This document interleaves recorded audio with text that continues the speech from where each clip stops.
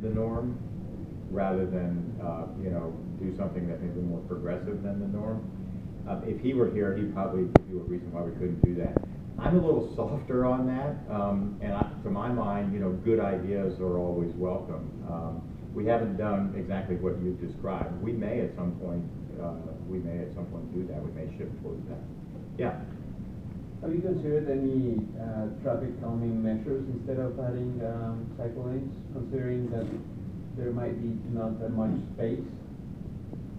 What kind of, measures do you?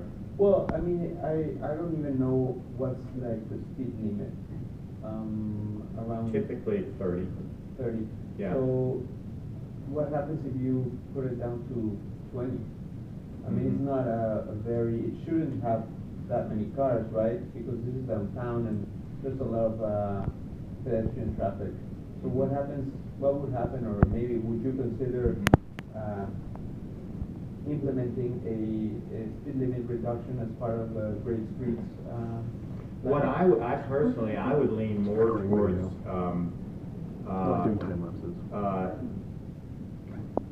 attempting to calm traffic through physical and design cues rather than through signage and rules.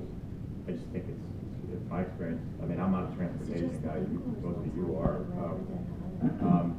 To my mind, those are more effective and more sustainable, and they actually work.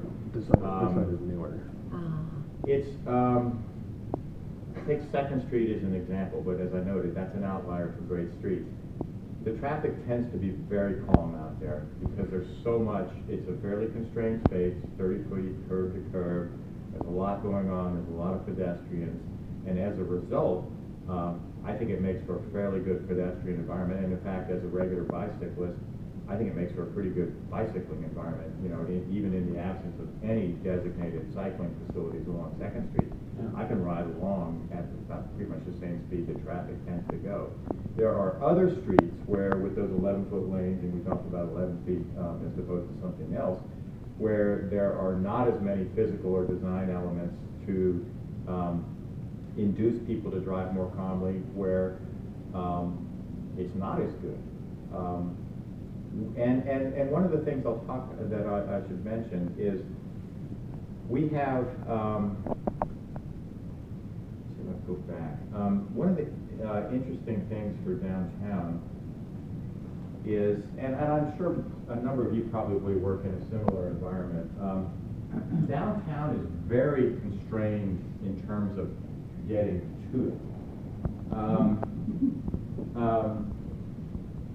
We have the lake on the south.